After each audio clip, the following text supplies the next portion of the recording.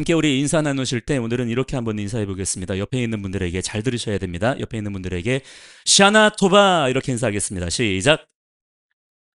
샤나 토바 인사하겠습니다. 네. 뭔지 궁금하시죠?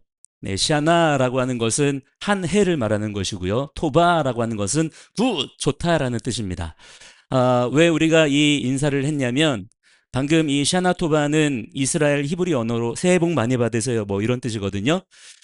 지금 유대 성서력으로 지금 우리는 엘룰월 한 해의 마지막 시간에 지금 이렇게 와 있고 이제 내일 저녁부터 새로운 해가 시작이 됩니다.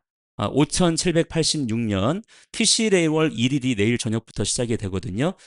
티시레이월 1일을 로쉬 하샤나 한 해의 머리가 되는 날이다 이렇게 얘기를 하고 바로 그 날이 또한 욤 테루아 나팔절입니다. 왕의 오심을 선포하고 또한 왕의 오실 길을 우리가 깨어 있어서 예비하는 그래서 하나님의 그 거룩한 신부된 성도들을 각성시키고 깨우고 왕을 맞이할 수 있도록 정렬시키는 그런 날을 우리가 내일 저녁부터 맞이하게 될 것이고요. 또 한 해를 이렇게 마무리하는 그런 시간을 우리가 맞이하게 됩니다. 그래서 우리가 지금 이렇게 태양력을 지키면서 그레고리안 원력에 따라서 이렇게 그 한 해를 계수하고 있으면 우리가 거듭난 성도들로서 우리가 시간에 계수하는 방법이 좀 달라져야 될 필요가 있다고 생각이 됩니다. 그래서 우리가 성경에 기록된 시간들을 알고 그 시간들을 기억하면서 살아가는 것이 굉장히 영적으로 큰 의미가 있다라고 생각이 되어져요.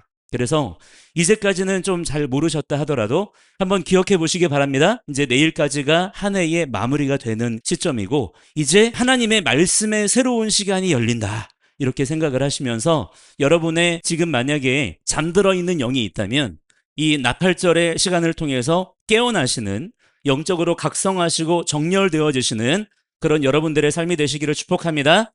그런 의미에서 함께 우리가 한번 샤나토바라는 인사를 한번 나눠 보았습니다. 내일 저녁이 되면 한번 가정에서 가족들과 함께 샤나토바 외우기 어려우시면은 이렇게 한번 적어보시기 바랍니다. 샤나토바라고 하는 인사 한번 해보시기 바랍니다. 주님께서 또한 들으실 줄을 믿습니다. 지금 시대적으로 굉장히 암울한 사실은 아주 절망스러운 비참하다고까지 할 수 있는 그런 상황에 우리가 놓여 있다라고 생각이 듭니다. 그러나 그 가운데서도 이렇게 주님을 찬양할 줄 알고 또 주님의 살아계심과 주님의 영광을 노래할 수 있다는 사실에 대해서 우리가 참 진실로 감사할 줄 아는 자들이 돼야 될 줄 믿습니다. 이것이 우리에게는 아직 당연한 것처럼 그렇게 고백되어지는 것이지만 어떤 곳에서는 이것이 허용되지 않는 곳도 있습니다. 참 감사한 일인 것이죠. 사실은 우리가 이렇게 남아있는 것이라기보다는 하나님께서 우리를 남겨두신 줄을 믿습니다. 우리를 남겨두시고 보존하셔서 이 시대에 하나님께서 바알에게 무릎 꿇지 아니한 7천의 사람들 중에 한 명으로 나를 그렇게 남겨두신 줄을 믿으시기 바랍니다. 그 믿음의 자리를 빼앗기지 마시기 바랍니다. 지키는 자가 되십시오. 자, 우연이 아니거든요. 우리가 이 자리에 이렇게 서 있는 것이. 또는 우리가 뭔가를 잘해서 이 시대에 이렇게 예배자로 남겨진 것이라기보다는 하나님께서 그분의 전적인 은혜 가운데 우리를 보존하시고 또한 보호하시고 지켜주신 그 믿음의 그루터기들이 여전히 우리의 지금 가정 가운데 또한 우리 교회 안에 이렇게 남겨두신 것인 줄을 믿으시기 바랍니다. 우리는 주님의 위대하심과 영광을 노래하는 자들로 지음받은 자들인 줄을 여러분 믿으시기 바랍니다. 이사야서 43장 21절에 하나님을 찬양하기 위해서 우리가 지음을 받았다. 그렇게 분명히 기록이 되어져 있거든요. 그렇기 때문에 우리가 그러한 정체성을 분명히 가지고 사는 것이 특히나 지금 이 시대에는 너무나 중요하다고 생각이 됩니다. 지금 세상의 눈으로만 이렇게 보자면 우리가 부르는 노래 별로 그렇게 매력적이지 않을 수 있어요. 별로 그렇게 영향력도 없는 것처럼 보일 수 있습니다. 조금 전에 우리가 함께 불렀던 그 노래들이 우리끼리 함께 박수도 치고 함께 기뻐하면서 또 감동도 받으면서 그렇게 부를 수 있는 것일지 모르겠지만 그러나 세상 사람들은 그러한 우리의 노래에 대해서 별다른 감흥이 없습니다. 아무런 사실은 감동을 느끼지 못하는 거예요. 오히려 세상에 보시면 얼마나 화려하고 멋진 음악들, 어떤 노래들, 컨텐츠들이 많이 있습니까? 교회보다는 세상이 더 화려합니다. 모든 면에서 훨씬 더 크고 멋있고 웅장해 보이지 않나요? 솔직히 교회 밖에 훨씬 더 뛰어난 분들, 소위 말해서 어떤 뭐 천재들, 전문가들 훨씬 많잖아요. 그건 뭐 우리가 부인할 수 없는 사실이기도 한 거죠. 그래서 때로는 우리가 그런 생각을 할 수도 있을 것 같아요. 우리가 이렇게 예배하고 노래하고 기도하고 모이고 이렇게 한다고 해서 과연 뭐가 바뀌겠나? 우리가 이렇게 아침부터 일어나서 먼 길 이렇게 운전해서 오시면서 일부러 이 지하에 있는 불편한 공간에 사람들 눈치 보면서 비난과 조롱을 받아가면서 찾아와서 이렇게 예배를 드린다고 하는 것이 과연 우리의 현실에서는 무슨 의미가 있나? 세상 사람들이 이런 것들을 알아주기는 하나. 솔직히 인간적인 마음으로는 그런 회의적인 마음이 들 수도 있어요. 별로 그렇게 사실은 의미 없는 것처럼 보일 수가 있는 것이죠. 특히 요즘 시대에 너무 마음이 어려운 것은 우리가 나름대로 어떻습니까? 믿음으로 서려고 정말 하나님 뜻대로 우리 자신의 삶과 가정과 이 나라를 주님 앞에 똑바로 세우기 위해서 우리가 어떻습니까? 몸부림치고 함께 모이고 나누고 하는 것들에 대해서 세상은 뭐라고 프레임 씌웁니까? 구구라는 거예요. 구구라고 하는 것은 기본적으로 폭력성을 말하는 겁니다. 그런데 세상은 우리를 그렇게 그냥 옴싹달싹을 못하게 하는 거예요. 우리가 다 함께 감격과 감동으로 참석했었던 길드 업 코리아 행사에 대해서도 말이죠. 지난번 찰리 커크의 죽음 이후에 얘네들이 깜짝 놀랐나 봐요. 지금 민주당과 정의당, 레거시 미디어들, 좌파 유튜버들이 한결같이 똑같이 짝이라도 한 듯이 뭐라고 얘기합니까? 마가 세력이다. 극우 세력이다. 이렇게 프레임 씌우면서 엄청나게 공격하고 있어요. 그 공격의 수위가 매일같이 높아지고 있습니다. 여러분, 이런 프레임을 순순히 허용하지 마시기를 바랍니다. 적극적으로 저항해야 됩니다. 우리가 그것을 그렇다고 받아들이면 안 되겠더라고요. 그들의 그러한 전방위적인 그러한 프레임 씌우기 때문에 일반 국민들 가운데에는 상당수가 그냥 그런 줄로 아는 사람들이 꽤 많이 있어요. 걔네들 마가래. 그래서 마가가 뭐냐? 아냐 물어봤더니 마가가 뭔지도 몰라요. 그냥 마가라고 하니까 마가가 나쁜 거야. 이렇게 생각하고 있는 거예요. 걔네들 극우래. 인종차별주의자들이래. 극단적인 사람들이래. 무서운 사람들이래. 그래서 어떻습니까? 그런 프레임 속에서 진실이 가려지고 있어요. 진리가 파묻히고 있습니다. 그러다 보니 점점 세상 사람들이 진리를 알 수 있는 통로가 막히고 있고요. 그 눈이 가려지고 있는 거예요. 그게 지금 이 세상에 흘러가는 방향인 것입니다. 또 저 개인적으로는 제 아이들을 직접 이렇게 홈스쿨링으로 교육을 하다 보니까 더 그런 것들이 민감하게 와닿는 부분들이 있는 것 같아요. 때로는 그런 생각이 들어요. 세상과 우리의 이 신앙 사이에 너무나 큰 어떤 괴리감이랄까요? 이질감 같은 것들이 느껴지는 것이죠. 솔직한 심정으로는 저도 사람이다 보니까 때로는 두려울 때도 있습니다. 걱정이 될 때도 있어요. 과연 우리가 이렇게 하는 것이 정말 맞나? 지금 세상은 이렇게 흘러가는데 정말 우리가 이렇게 말씀대로만 살면 되나? 정말 이렇게 찬양만 하며 살면 되나? 그냥 감사만 하며 살면 되나? 왜냐하면 세상을 이렇게 보시면 정말 어떻습니까? 말씀과는 아무 상관없이 흘러가는 것처럼 보이거든요.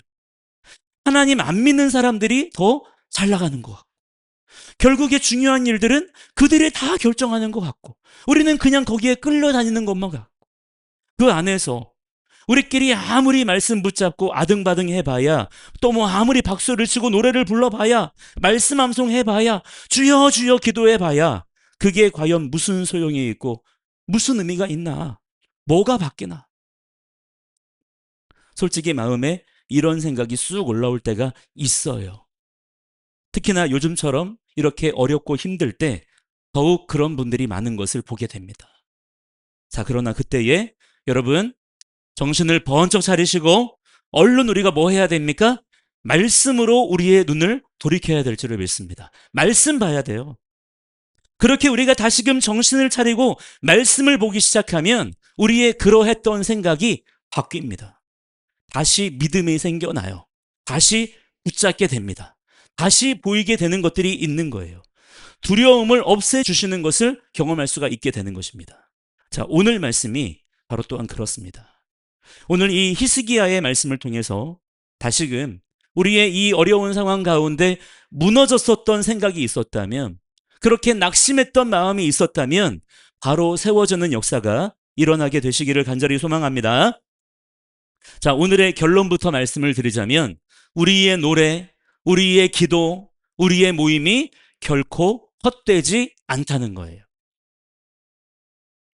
세상이 조롱을 하고 무시하고 아예 신경조차 쓰지 않는 우리의 이 모임을 만유의 주 하나님께서 주목하고 계십니다. 우리 주 하나님께서 기뻐하시는 줄을 믿으시기 바랍니다. 이게 우리에겐 중요한 거예요. 우리는 이걸 봐야 된다는 것입니다. 오히려 우리가 더 그렇기 때문에 어떻게 해야 됩니까? 세상을 향해서 노래하고 기도하며 주님의 이름을 선포하기를 멈추지 않는 자가 되어야 될 줄 믿습니다. 더 해야 되는 거예요. 왜냐하면 그것이 우리가 창조된 목적이고, 할렐루야, 우리가 할 수 있는 일들 중에 제일 유익한 일들이고, 사실은 우리가 해야 되는 일들의 유일한 것이기 때문입니다. 열왕기하 18장부터 보시면 남유다 왕국의 13번째 왕 히스기야의 이야기가 나옵니다. 이스라엘이 솔로몬 이후에 북이스라엘과 남유다로 분리된 상황이에요. 이때 북이스라엘에는 호세아 왕이 있었고요. 남유다에는 바로 지금 우리가 보고 있는 히스기야 왕이 통치하던 그때입니다. 히스기야, 더 정확한 원래 히브리 발음으로 해보자면 히스키야입니다. 그런데 그 이름의 뜻이 아주 의미심장해요. 엄청난 이름을 가지고 있습니다. 히스키라고 하는 것은 하자크라는 말에서 온 것인데 나의 힘은 이런 뜻이에요. 그리고 야라고 하는 것은 야훼, 여호와의 야인 것입니다. 그래서 히스키야라고 하는 이름은 뭐냐면 야훼는 나의 힘이시다, 야훼는 나의 소망이시다, 이런 뜻을 가지고 있는 이름인 거예요. 그 이름 자체가 놀라운 찬양의 제목인 것이고 하나님을 노래하는 그런 이름을 가진 사람인 것이죠. 제가 예전에 SNS, 페이스북을 이렇게 하다가 어떤 분이 저한테 친구 신청을 하셨어요. 그런데 그분 이름이 뭐였냐면 예수님인 거예요. 깜짝 놀랐어요. 예수님이 저한테 팔로우 신청을 했구나. 그래서 그 이후에 자주 제 스마트폰 알림창에 어떤 메시지가 뜨냐면 예수님 외에 몇 명이 제 사진을 좋아합니다, 뭐 이런 게 뜨는 거예요. 전 처음에 그냥 이분이 닉네임을 너무 예수님을 사랑해서 예수님이라고 했나 보다, 혹은 뭔가 좀 이상한 사람인가, 그런 생각을 했었습니다. 근데 나중에 따로 메시지로 물어봤어요. 그랬더니 진짜 본인 이름이시더라고요. 성이 예시 성을 가진 분이고 이름이 수님이신 것이죠. 벌써 한 8, 9년 전 일이긴 한데 그 뒤로 제가 한번 그 페이스북을 해지했던 적이 있어가지고 지금은 연결이 끊어졌는데, 이상한 뭐 사입이나 이런 분은 아니시고 올리시는 글이나 내용들을 보니까 되게 신실하시고 겸손하신 그런 분이셨어요. 그런데 이름이 뭐예요? 예수님이신 거죠. 그러니까 이분은 어떤 거냐면 그 예수님의 이름을 가지고 자기 인생을 사는 거예요. 그러니까 그런 생각을 제가 해봤어요. 얼마나 이분이 이렇게 인생을 살아가시면서 자기 이름에 대한 막중한 책임감을 가지고 사실까? 얼마나 부담되실까? 사람들이 자기 이름을 부를 때 얼마나 부담될까? 만약 제 이름이 예수님이라면 어떤 기분일까? 생각을 해봤는데 저는 솔직히 감당하기 어려울 것 같더라고요. 아마 그런데 이 히스기야도 그런 점에서 마찬가지이지 않았을까 생각이 드는 거죠. 지금 남유다 나라가 너무나 어렵고 힘든 상황이란 말입니다. 그리고 자기가 바로 그 나라의 왕이에요. 그런데 자기의 이름이 어떤 이름이에요? 여호와는 나의 힘이시다, 여호와는 나의 소망이시다. 얼마나 사실 그 이름 자체만으로도 부담이 되고 또 책임감도 느껴지겠습니까? 그런데 그 이름이 부끄럽지 않을 정도로 정말 이 히스기야 왕은요, 아주 훌륭한 믿음의 사람이었고요, 정말 대단한 왕이었어요. 열왕기하 18장 3절에 보시면 성경이 이 히스기야 왕을 어떻게 표현하느냐면 여호와께서 보시기에 정직하게 행하였다, 이런 말이 나옵니다. 사람이 보기에 정직한 사람은 그래도 우리 주변에 좀 있죠, 그죠? 거짓말하지 않고 정직한 사람들 있지 않습니까? 저 사람은 정말 정직해. 저 사람은 거짓말을 할 줄 모르는 사람이야. 정말 진실한 사람이야. 그런 사람이 뭐 우리 주변에도 꽤 있기도 합니다. 그러나 여호와께서 보시기에 정직하다라고 하는 평가를 받는다라고 하는 것은, 이거는 그런 것과는 차원이 다른 얘기가 되는 것이죠. 성경에 정직하다라고 하는 것은요, 그냥 그 사람이 윤리적으로 도덕적으로 거짓말을 안 했다 정도가 아닌 거예요. 성경에서 정직하다라고 하는 것은 언제나 말씀이 기준입니다. 하나님의 말씀대로 행했다. 하나님의 말씀 앞에 똑바로 서 있는 사람이다. 하나님의 말씀에 부끄러울 것이 없었다. 그래서 하나님 앞에 그가 숨길 것이 없는 사람이다. 그런 뜻이 성경에서 말하는 정직하다라는 뜻인 거예요. 즉, 하나님을 정말로 마음 다해서 경외하고 하나님 앞에 두려워 떨 줄 아는 그런 사람이 바로 이 히스기야 왕이었다는 것입니다. 우리 모두가 그런 사람들이 돼야 될 줄 믿습니다. 또 18장 5절에 보시면 더 기막힌 히스기야에 대한 평가가 나옵니다. 같이 한번 읽어보겠습니다. 시작.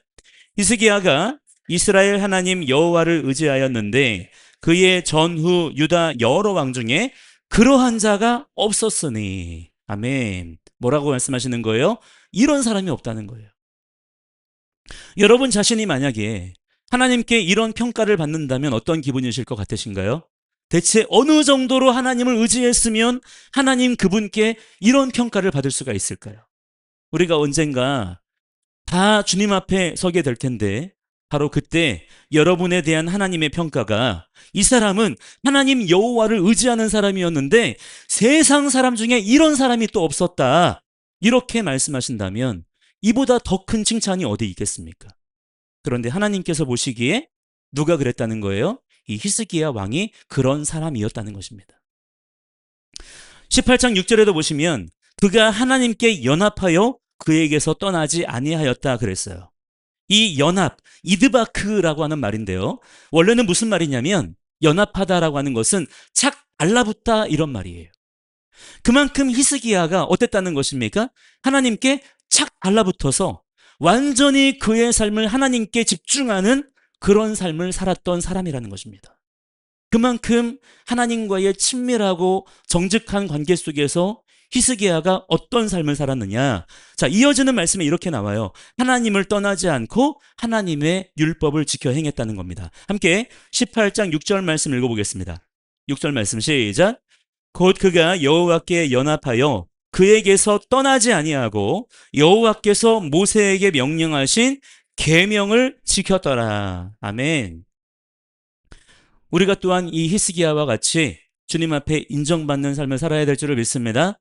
어떠한 상황 가운데서도 하나님을 떠나지 않고 하나님의 계명을 지키며 사는 삶을 우리가 포기하지 말아야 된다는 것을 하나님께서 인정하시는 이 히스기야의 삶을 통해서 배우고 도전받는 자들이 돼야 된다는 거예요.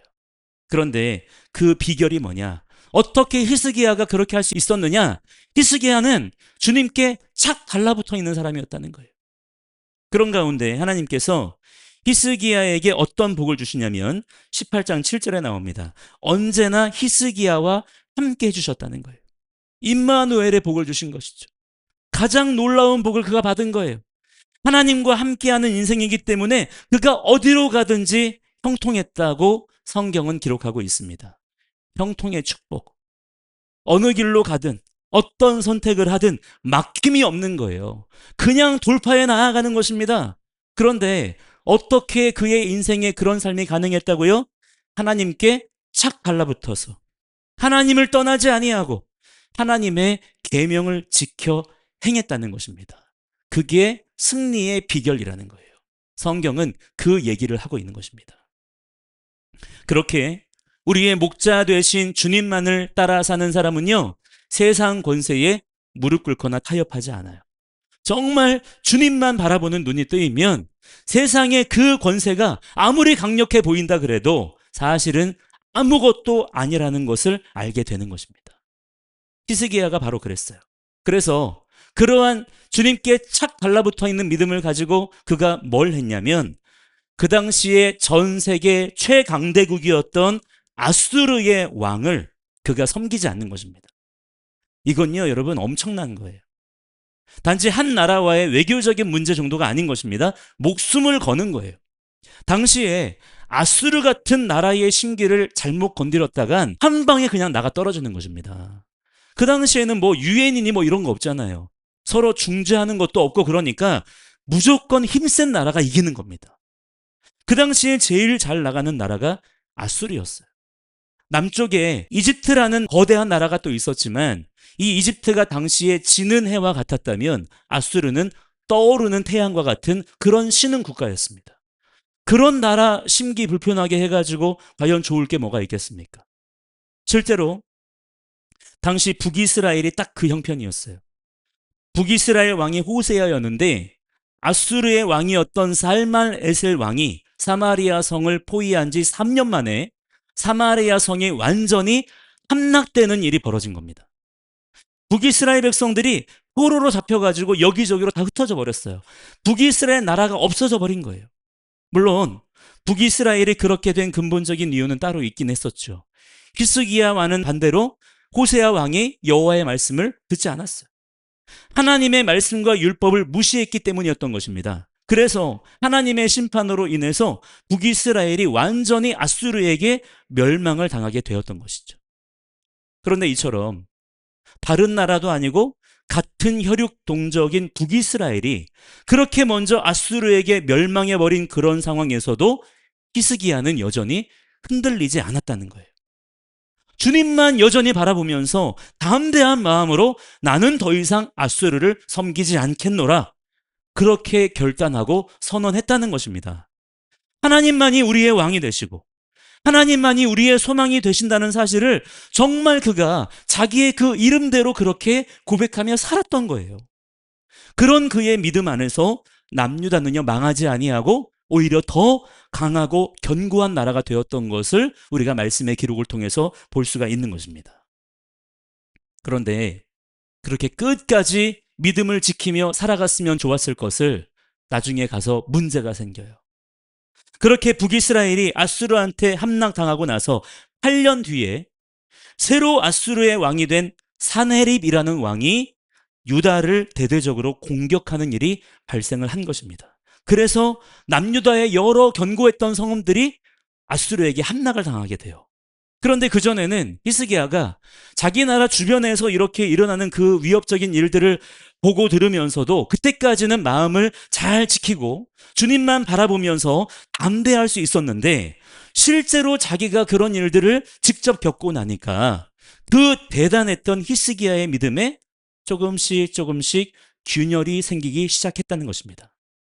심지어 히스기야가 라기스로 사람을 보내가지고 사네립 왕에게 뭐라고 말하냐면 도저히 이전에 그 히스기야 왕이라고 믿기지 않을 정도로 비굴한 모습을 보이는 거예요.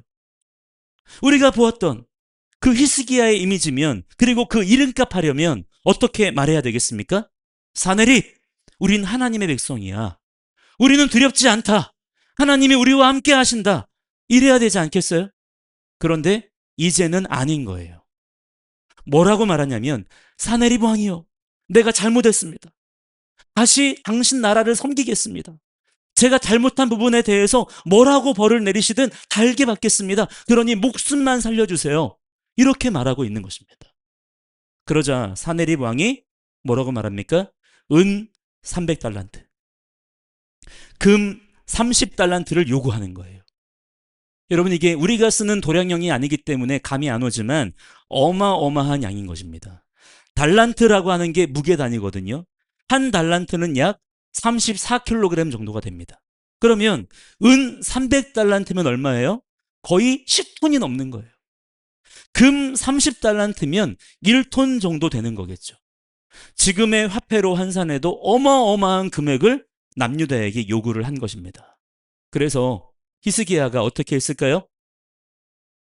두려움에 벌벌 떨면서 나라에 있는 모든 은, 금을 다 긁어 모읍니다. 심지어 여호와의 성전, 왕궁 곳간에 있는 모든 은금 다 내어주는 거예요. 그것도 모자라니까 여호와의 성전 문기둥에 발라놓은 그 금까지 다 벗겨내가지고 주는 거예요. 두려운 상황을 경험하게 되니까, 그렇게 두려움에 압도되고 나니까 그 전에 그 대단했던 믿음이 아주 지금은 우스운 꼴이 되어버린 것입니다. 이게 얼마나 비참한 모습입니까? 그나마 이렇게라도 해서 문제가 그렇게 해결이 되었더라면 차라리 좋았을지 모르겠지만, 더 기가 막힌 것은요, 자, 히스기야가 이렇게 했으면 사네립 왕이 이제 약속한 대로 어떻게 해야 됩니까? 물러가 줘야 되는 거잖아요. 그렇게 약속을 했으니까. 그런데 사네립 왕이요, 이 약속을 깨뜨려요. 여러분, 세상이 이런 것입니다. 절대 우리가 세상을 의지하면 안 되는 이유가 여기에 있는 것입니다. 왜 그렇습니까? 세상은 신실하지 않아요. 세상은 약속을 지키지 않습니다. 세상이 때로는 이렇게 우리를 위협도 하고, 또 어떤 때는 회유하기도 하고 유혹도 하지만, 절대 세상은 우리에게 평안과 만족을 가져다 주지 않아요. 여러분, 속지 마시기 바랍니다. 그러니 여러분, 절대 세상의 말들에 우리가 넘어가서는 안 된다라고 하는 거예요. 오직 우리에게 신실하신 분은 하나님 한 분뿐인 줄을 믿으시기 바랍니다. 예수님밖에 없는 거예요. 이 믿음을 여러분, 인생의 결론으로 분명하게 삼으시기 바랍니다. 그래서 이 비열한 사네립이 나르단, 랍사리스, 랍사게, 이 아수르의 아주 위대한 3인방을 앞세워서 아수르 대군을 예루살렘으로 보내는 거예요. 자, 왜 보냈을까요? 관광 보낸 거 아니거든요. 남유다를 치겠다는 거예요. 남유다를, 그 돈을 다 받아놓고서도 먹어버리겠다는 것입니다.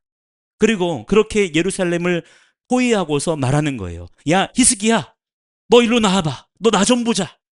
그래서 이미 쫄아버릴 대로 쫄아버린 히스기야가 어떻게 했을까요? 사람을 보냅니다. 그쪽에서 3인방이 나왔으니까 여기서도 3인방을 보내요. 왕정 책임자 엘리야김, 사관 요아, 서기관 셈나가 나가서 그들이 하는 얘기를 듣는 거예요. 그러자 아수르 3인방 중에서 히브리어에 능통했던 랍사게가 나서서 지금 말하는 겁니다. 자, 무슨 말을 할까요? 남유다와 하나님을 직접적으로 조롱하는 거예요. 그 내용이 이렇습니다. 야, 니들이 대체 뭐 믿고 그동안 나한테 그렇게 까불었던 것이냐? 설마 너희들 이집트 믿고 까부냐? 이집트 아무것도 아니야. 그런 종이 호랑이 믿고 까부는 거라면 니들 실수한 거다. 혹시 너네 하나님을 믿는다는 거냐? 하나님이 무슨 힘이 되냐? 니네 2,000명 정도 되는 병사라도 있냐? 그러면 우리가 2,000마리 되는 말 줄 테니까 한번 덤벼봐라. 우리가 다 이겨줄게. 니들이 우리 중에 제일 약한 병사라도 이길 수 있냐? 다른 민족은 신이 없어서 우리한테 망한 것 같냐? 세상 어떤 신이 아수르를 이길 수 있겠냐? 이런 얘기들을 하는 거예요. 너무 견디기 힘든 모욕과 조롱을 듣게 되는 것입니다. 이 말을 들은 엘리야김, 요아, 셈나가 너무 기가 막힌 거예요. 게다가 이 말을 랍사게가 어떤 말로 했어요? 히브리 말로 했기 때문에 근처에 있던 유다 백성들, 또 그들의 자녀 세대들이 다 듣고 있었던 것이죠. 얼마나 두렵고 치욕적인 말이었겠어요. 왕의 명령에 따라 유다 백성들이 아무런 항변도 하지 않고 가만히 있었지만, 너무나 비참한 이런 상황에 엘리야김과 셈나와 요아가 옷을 찢으면서 히스기야 왕에게 이 일을 보고합니다. 자, 히스기야 왕이 그 말을 전해 듣고 그제야 정신을 차려요. 그제서야 자기 옷을 찢어요. 굵은 배를 두르고 그제서야 여호와의 전에 들어갑니다. 이제라도 하나님을 찾는 거예요. 하나님을 모욕하는 말들, 비난하고 조롱하는 말들을 듣고서야 겨우 삶의 자리를 성전으로 옮기더라는 거예요. 참 다행입니다. 그래도 여러분, 하나님께로 돌아가는 일에 있어서 절대 늦었다고 생각하지 마시기 바랍니다. 우리가 살아있다면 지금이라도 하나님을 찾는 자들이 돼야 된다라고 하는 거예요. 히스기야가 다시 엘리야김과 셈나와 요아를 이번에는 선지자 이사야에게로 보냅니다. 결단한 거예요. 세상의 말이 아니라, 랍사게의 말이 아니라 하나님의 말씀을 이제라도 듣겠다라고 결단한 것입니다. 그래서 이사야 선지자가 하나님의 뜻을 그들과 히스기야 왕에게 전하는 거예요. 함께 6절과 7절 말씀을 시작. 이사야가 그들에게 이르되 너희는 너희 주에게 이렇게 말하라.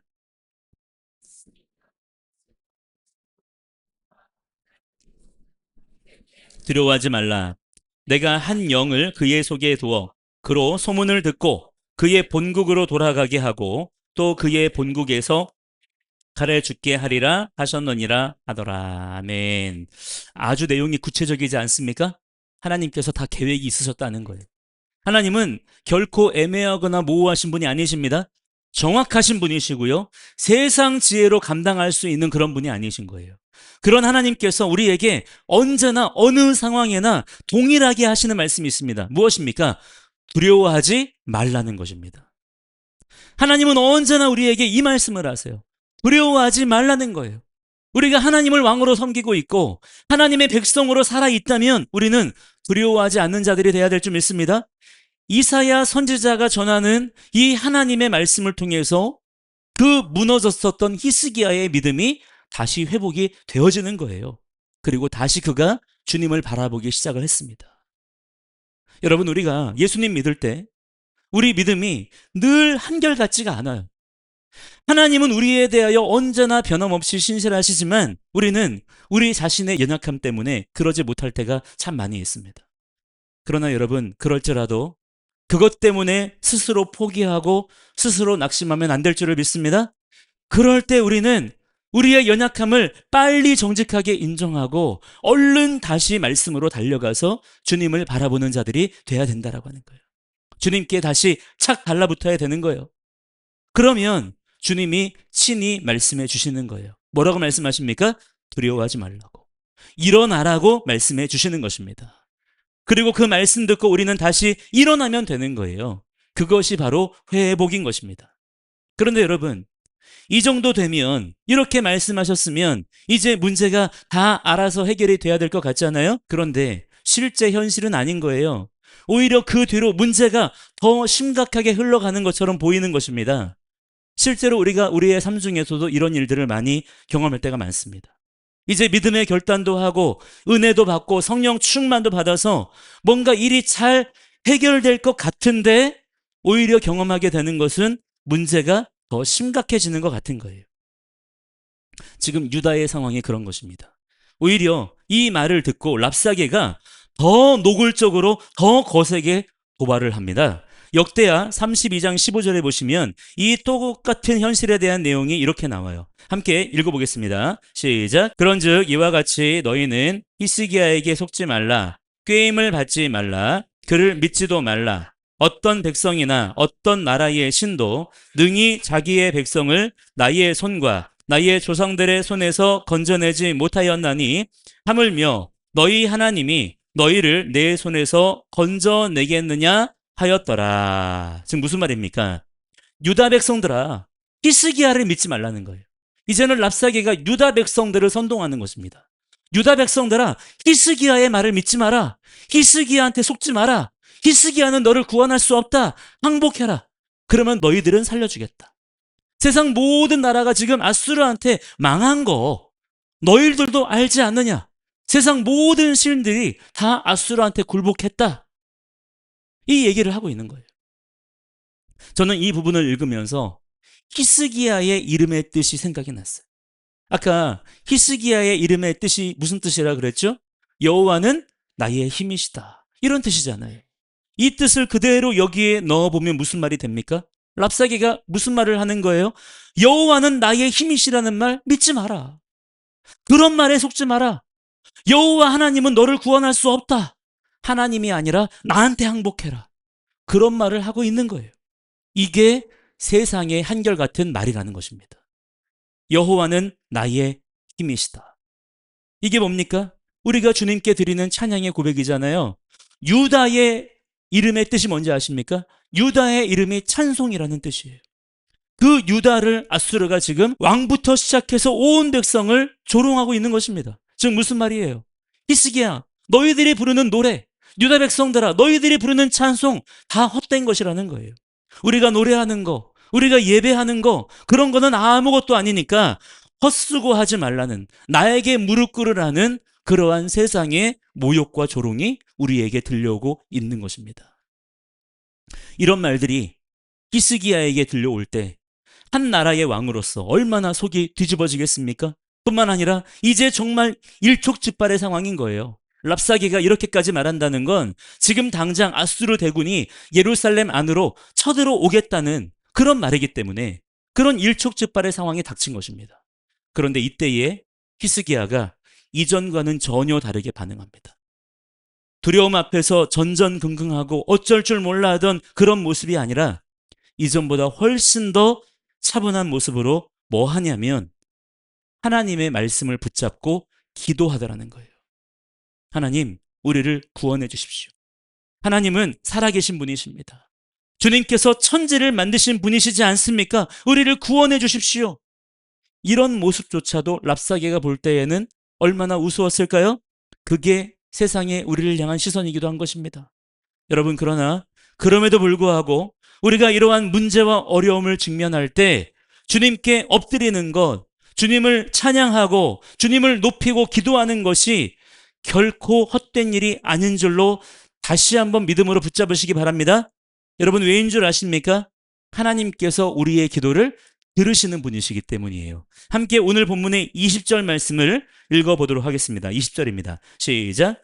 아모스의 아들 이사야가 이스라엘 하나님 여호와의 말씀이 내가 아수르 왕 사네립 때문에 내게 기도하는 것을 내가 들었노라 하셨나이다. 아멘. 드디어 그동안 침묵하시던 하나님께서 이사야 선지자를 통하여 교만하고 패역한 아수르 왕에게 말씀하십니다. 뭐라고 말씀하시냐? 아수르의 모든 말들이 틀렸다는 거예요. 하나님께서 친히 아수르를 심판하시겠다는 겁니다. 그리고 두려워 떨며 근심하던 유다 민족에게는 구원과 희망의 메시지를 선포하시는 것을 오늘 말씀에서 볼 수가 있는 거예요. 그리고 그 말씀이 들리던 그날 밤에 여호와의 사자가 나와서 아수르 진영에서 군사 18만 5천 명을 치십니다. 정확하게 그때 대체 어떤 일이 벌어졌는지에 대해서는 본문에서 나오지 않아요. 말해주지 않지만 어쨌든 이 일 때문에 그 수많은 대군이요 하룻밤 사이에 몰살을 당하고 다 송장이 되었더라고 기록하고 있어요. 아수르 왕 사네립은 간신히 용케 도망을 쳤지만 니느웨까지는 그렇게 살아갈 수 있었지만 그곳에서 자기가 믿는 니스록 우상신에게 절할 때에 암살을 당해서 죽게 됩니다. 놀라운 대반전의 대역전의 승리가 히스기야의 이름 그대로 정말 현실 가운데 일어나게 된 것이라는 거예요. 지금의 이 패역한 시대 가운데서도 묵묵히 말씀의 자리를, 예배의 자리를 사수하고 계시는 여러분, 우리가 하나님께 예배하고 주의 이름을 높이고 그분께 기도하고 말씀의 귀를 기울이는, 그래서 그렇게 주님께 착 달라붙어서 오직 주님의 역사와 통치만을 기대하는 이 모든 것들이 세상이 보기엔 정말 가치 없어 보일 수 있는 일일 수 있지만 그러나 이것은 결코 헛된 일이 아닌 것을 믿으시기 바랍니다. 그렇게 너희들 모여서 기도만 한다고, 예배만 드린다고 무슨 선한 일이 일어날 수 있겠느냐고, 하나님이 대체 어디에 계시느냐고, 지금 대체 뭐하고 계시느냐고 그렇게 조롱을 당할 수 있을지 모르지만 사실은 절대 그렇지 않다는 것을 오늘 우리는 말씀을 통해서 다시 한번 믿음으로 붙잡아야 되는 것입니다. 왜 그래요? 다른 이유가 없습니다. 하나님은 살아계신 분이시기 때문이에요. 뭐 엄청 복잡한 내용이 필요한 것도 아닙니다. 대단한 신학적인 지식이 필요한 것도 아니에요. 우리에게는 이 하나의 믿음이 필요한 것입니다. 하나님은 살아계신 분이시다. 그리고 그 하나님께서 오늘도 우리와 함께 하시며 우리에게 말씀하신다. 문제는 이 사실을 정말 우리가 오늘도 믿고 사느냐 하는 것입니다. 그러므로 여러분, 모든 상황 속에서 더욱 주님 한 분만 바라보시면서 예배를 멈추지 않는 자들이 되시기 바랍니다. 끝까지 하나님만 소망하시며 기대하시는, 착 달라붙어 계시는 저와 여러분이 되기를 소망합니다. 우리의 주님을 향한 노래가 절대로 멈춰져서는 안 되는 거예요. 세상의 웅장하고 화려한 소리에 우리가 함몰되면 안 되는 것입니다. 우리가 지금 무엇을 보고 있든 어떤 소식이 들려오든 간에 그것으로 인해서 우리가 찬양을 멈추게 되고 기도를 중단하게 된다면 세상은 결코 주의 영광을 보지 못하게 될 거예요. 우리가 주님을 노래한다는 것은요, 어떤 음악을 말하는 게 아니에요. 우리가 진짜로 불러야 될 노래, 절대 멈추지 말아야 될 노래는 오늘 히스기야, 히스기야의 이름처럼 여호와는 나의 힘이시다. 그 이름에 걸맞는 삶을 살았던 바로 그 히스기야 왕처럼 하나님과 연합한 자가 되는 것입니다. 하나님께 착 달라붙어 있는 자가 되어서 하나님을 떠나지 않고 하나님의 율법, 계명, 말씀대로 지켜 행하는 나의 삶으로, 성도의 삶으로 노래하는 자들이 되어야 될 줄 믿습니다. 지금 세상에서 일어나는 일들과 마치 랍사개처럼 우리를 조롱하는 여러 가지 말들에 대해서 우리가 조바심을 느끼지 말아야 돼요. 그저 우리는 우리 할 일을 묵묵히 해나가면 됩니다. 그게 무엇입니까? 순종의 삶으로 주님을 노래하는 거예요. 그것이야말로 우리가 주님께 할 수 있는 유일하고도 가장 강력한 힘인 줄을 믿습니다. 때로 우리가 지금 어려울 수 있어요. 또 외로울 수도 있습니다. 지금 우리의 삶이 그렇습니다. 조롱당할 수도 있어요. 지금은 그런 때입니다. 그러나 진짜 중요한 본질, 실체는요, 아무것도 바뀌지 않았어요. 그게 무엇입니까? 우리 주님은 아까 우리가 고백한 것처럼 우리 주님은 언제나 살아계신 분이시고 결코 침묵하지 아니하시는 분이신 줄을 믿으시기 바랍니다. 이게 모든 일의 진짜 본질이라고 하는 거예요. 지금 우리가 보고 있는 이 나라, 이 민족의 현실은요, 결코 쉽지 않은 현실이에요. 해결되어야 될 문제들이 너무 많아요. 자, 그런데 이러한 문제들이요, 우리가 어쩔 수 없는 일들이 아니라는 것입니다. 바로 교회만이, 성도만이 이 모든 문제들을 유일하게 해결할 수 있는 것인 줄을 믿으시기 바랍니다. 그렇기 때문에 우리의 주님을 향한 삶의 노래를 멈추지 말아야 될 줄 믿습니다. 따라서 여러분, 도전드립니다. 더 예배합시다. 더 주님께 우리의 마음을 쏟아놓으며 그분을 더욱 의지하는 자가 됩시다. 더 주님 말씀에 귀를 기울입시다. 이것이 결코 헛된 일이 아니라는 것을 기억하시기 바랍니다. 주님께서 반드시 우리에게 승리의 삶을 허락해 주실 줄을 믿으시기 바랍니다. 함께 이 시간에 우리 찬양하고 함께 기도하는 시간 갖도록 하겠습니다.